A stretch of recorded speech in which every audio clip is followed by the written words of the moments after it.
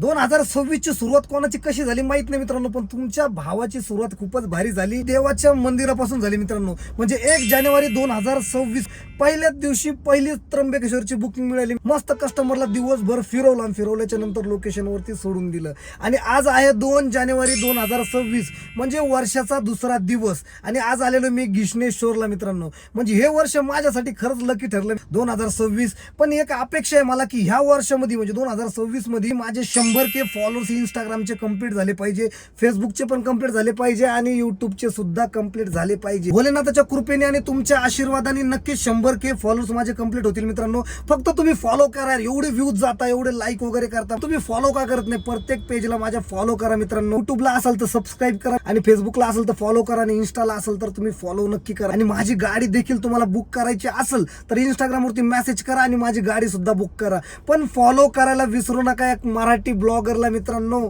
धन्यवाद.